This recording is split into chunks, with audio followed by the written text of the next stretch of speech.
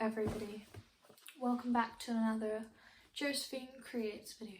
As you can probably tell, I am currently sitting outside of my bedroom. Why, you ask? Well, let's just say my bedroom's a mess. And I'm not usually embarrassed about how messy my bedroom is, because it's messy usually, but this is just out of hand.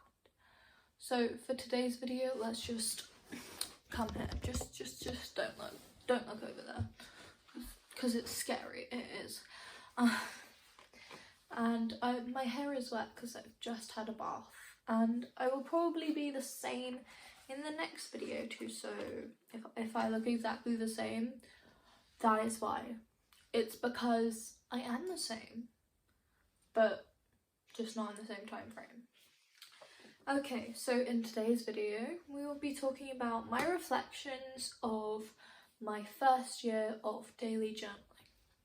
So it's coming up to December, and as you might know, I started daily journaling on the 1st of January 2023, and since then it has been almost an entire year since I have started daily journaling. To be exact, it's my 450th day of journaling, but somewhere probably around the 320, 330 day mark of daily journaling. So I thought, I'd share some opinions with you. We can talk together and discuss, if you are journaling right now, if you should get into daily journaling and why it would be a good idea and not be a good idea. So I have some notes here in my amazing storybook, and I will be looking down at it, so if you don't see my face for some of this, that's why. Okay, so how much effort does it take? This is one of the questions I've written myself. So it takes a lot of effort. It's something, it doesn't come lightly, it doesn't. You have to sit down every single day and journal. Make 20 minutes of time every single day, every afternoon, or if you do it in the morning. But it's a lot. It is.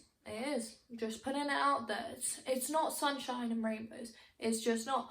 And even if you have a cold, you have to journal.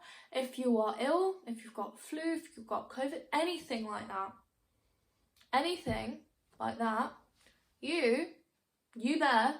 you have to journal, okay?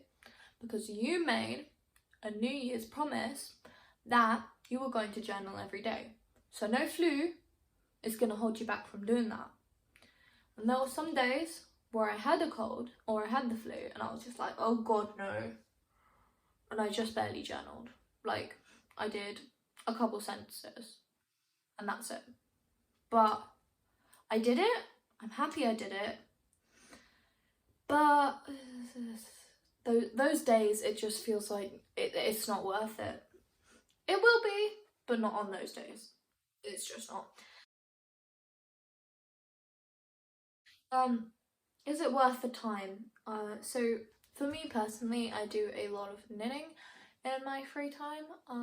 I walk, I do all sorts of things like that. So for me personally, I'm not necessarily a sporty person, so I can usually get 20 minutes crammed in just before my bedtime routine. And to answer the question, is it worth the time? I'd say yes. So you get to document that specific day, even if it wasn't important to you then. Like, if you were like, oh yeah, I'm just, starting a temperature blanket, which I am doing, which will be in the next video. But if you're starting a temperature blanket, you're like, oh, this is not a big deal, but I'll write about it anyway. You look back in 20 years and you're like, oh my God, this is the temperature blanket I started all the way back in 2023, and this was the temperature blanket that's like sitting on your sofa right now. Your grandkids are trying to pull it apart or whatever. Well, maybe not in 20 years, my grandkids, but kids are trying to pull it apart and whatever, and this is the day I started. It's just a nice look back. Would I recommend it to anyone else? I guess yes. Yes, kind of. I mean, I wouldn't recommend going into it like head on. Never having journaled before, or only journaled every month or every 6 months and stuff, because that would be a huge undertaking. Don't you dare do that to yourself. Because I started watching Kerry Walker's videos about like 3 months maybe before January 1st, 2023. And I was just like, oh my god, I love her videos. I love that she daily journaled. Look at her amazing collection of journals. And that was where I really stuck to it and was like, I want to journal. And after that, I did journal every day. I did have a few hiccups when I was off ill because I didn't need to journal. But to be honest, I was basically daily journaling like 90 days before I technically started on January the 1st as my New Year's resolution.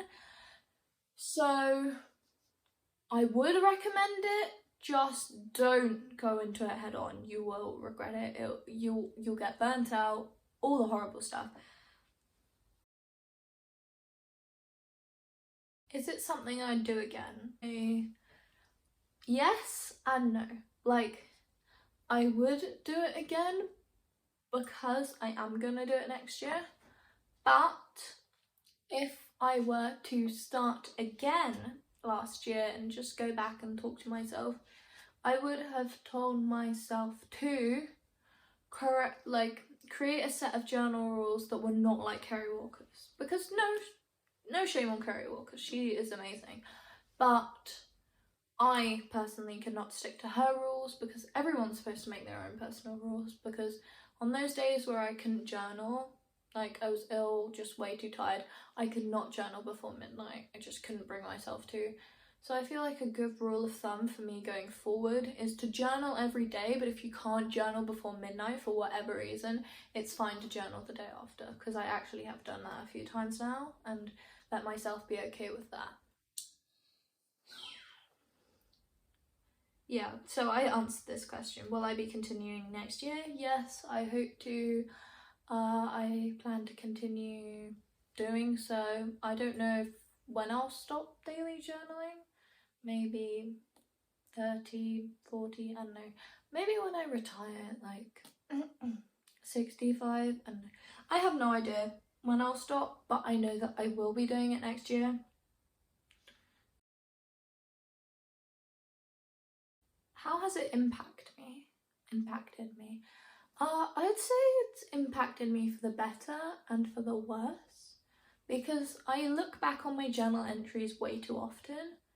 It's just me personal thing. I don't know why I do this. I just grab my journal, sit down, I flick to the page that I read every single time and sit there and literally make myself cry. Like, I don't know why I do this. I have had no idea. But it's not great. Oh god. It impacts me like really badly. But then when I look back at the happy journal entries, I'm like, oh my god, that was such a great day. I'm so happy I documented that. But those sad days, if you're like me and look at your journal entries like way too often for whatever reason, because I have no reason for it, but I do it anyway, then just try whatever you can. Just bookmark them or write in the index, don't look at this page, because if you look through them like I do, they will make you sad every single time. And I look through my journal entries like once a month, which is horrendous. No one should be doing that. But like, I do. And it makes me sad. So I'm gonna find some sort of way to just tell myself, don't read it again. Just don't do it. And that's it for this video. To sum it up, 365 days of daily journaling are hard. They are hard. But if you daily journal every day, you can find out a lot about yourself. You can find out what you do routinely. You can find out what routines you don't stick to and make yourself stick to those routines.